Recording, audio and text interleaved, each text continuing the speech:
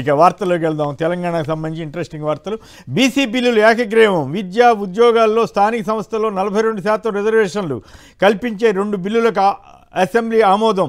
BC రిజర్వేషన్ల చట్టబద్ధత కోసం ప్రధాని మోడీని కలుద్దాం, సమైక్య గొంతు వినిపిద్దామన్న ముఖ్యమంత్రి రేవంత్ రెడ్డి. అంటే ఇది ఇప్పట్లో ఏది కాదు, ఏది కాకపోవటం అవ్వకుండా ఉండడానికే ఎక్కువ అవకాశాలు ఉన్నట్లుగా అర్థమవుతోంది. తెలుగు యూనివర్సిటీకి సురవరం ప్రతాప్ రెడ్డి పేరు.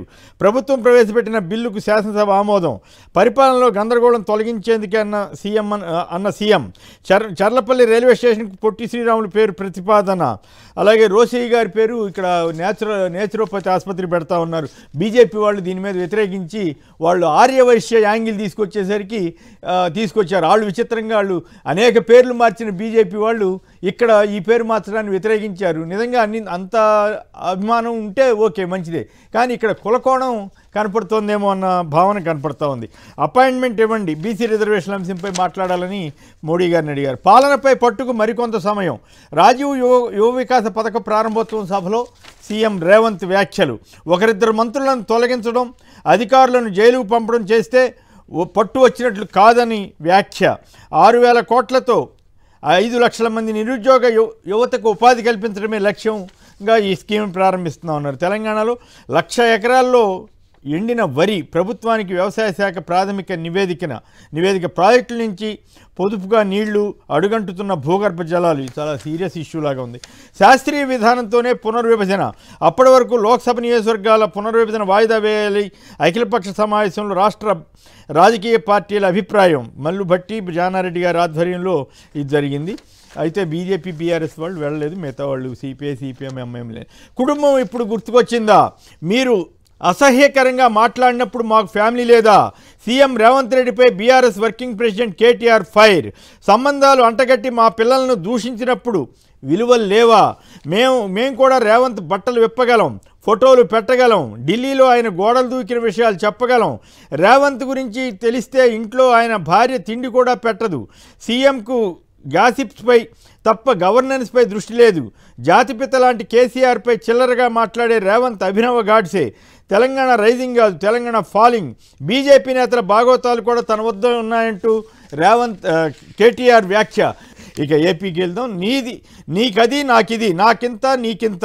అమరావతి టెండర్లో అస్మదీయ కాంట్రాక్ట్ సంస్థలతో ముఖ్య నేతల లాలూచి.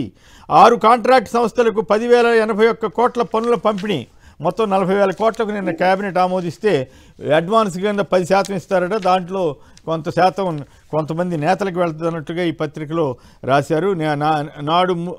నాడు ముఖ్య నేత తరఫున కాంట్రాక్టుల నుంచి కమిషన్ వసూలు చేసే ఐటీకి చిక్కిన ఓ అధికారి నేడు రాజధాని టెండర్లో ముఖ్య నేత తరఫున కాంట్రాక్ట్ సంస్థలతో అదే అధికారి బేరసారాలు, మొబైలైజేషన్ అడ్వాన్సులు ముట్టజెప్పి కమిషన్ వసూలు చేసుకునే విధంగా అడుగులు వేస్తున్నారంటూ ఈ పత్రిక రాసింది. మరి దీని మీద తర్వాత మాట్లాడదాం. అసాధ్యమైన లక్ష్యాలతో ముందుకెళ్ళాలి.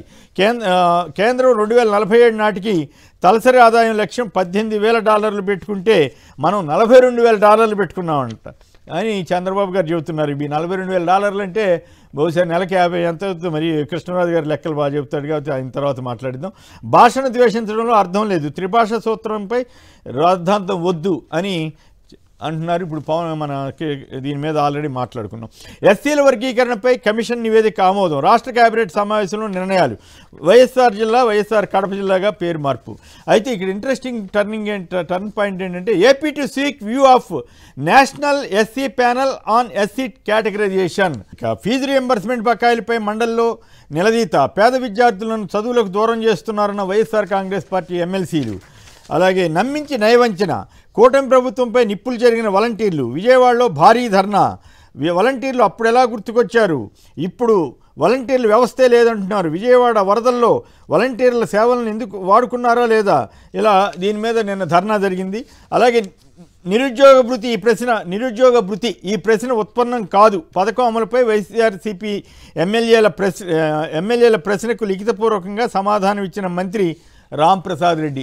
వాలంటీర్లు పోయే, వాలంటీర్లకు ఇస్తానన్న 10,000 పోయే, ఇప్పుడు నిరుద్యోగ వృత్తి కూడా మాకేం అసలు తెలియదని, ఉత్పన్నం కాదని చెబుతున్నారు.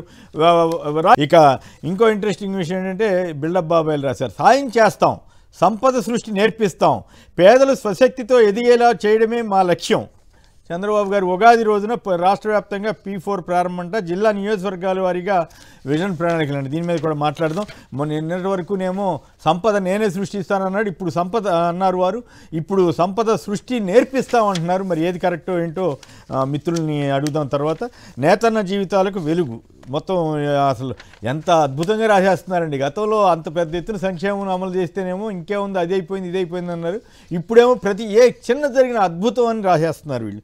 రాజధానిలో 40,000 కోట్ల ప్రాజెక్టులకు కోట్ల వరకు పనులకు పచ్చజెండా, 38 కోట్లతో బుడమేరుపై రక్షణ గోడల నిర్మాణం. ఇవి ఇక చేనేత వాళ్ళకి ఉచితంగా 500 యూనిట్లు ఉచిత విద్యుత్ ఇస్తారట. త్వరలో సైబర్ భద్రత దర్యాప్తు విభాగాలు, ఐజీ స్థాయి అధికారి నేతృత్వం. ఇక ఇంకో బిల్డబ్బాపై అప్పుడప్పుడు నిదాలు రాస్తున్నారు, మరి ఏ ఉద్దేశంతో రాస్తున్నారో కానీ.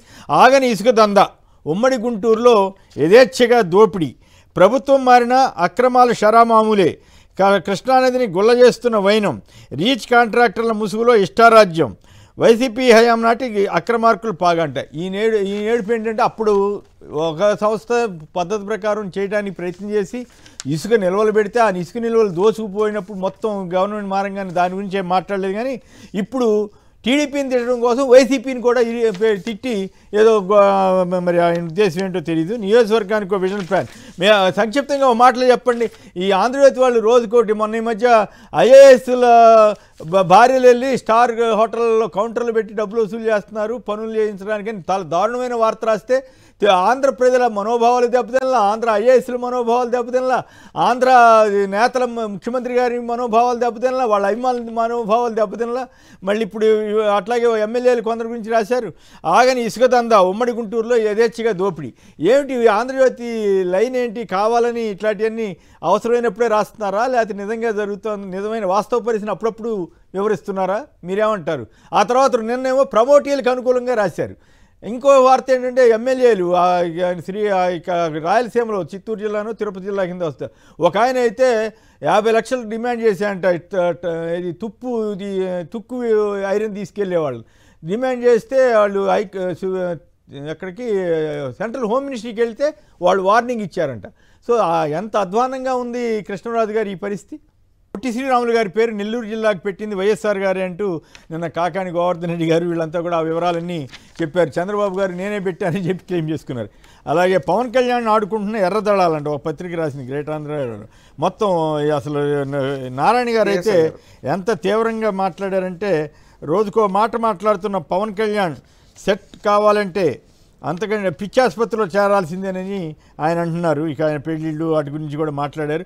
ఒకసారి సవార్కర్ అని, ఇంకోసారి చెగోవేరా అని, సనాతన ధర్మం అంటే ఎద్దేవా చేస్తున్నారంటూ నారాయణ గారు తీవ్రస్థాయిలో మాట్లాడారు. ఇక మనం అమరావతి ఇష్యూలోకి, అట్లాగే ఆ తర్వాత సంపద సృష్టిలోకి P4 దానికి వెళ్తానికి ముందు రాజు మాట్లాడండి.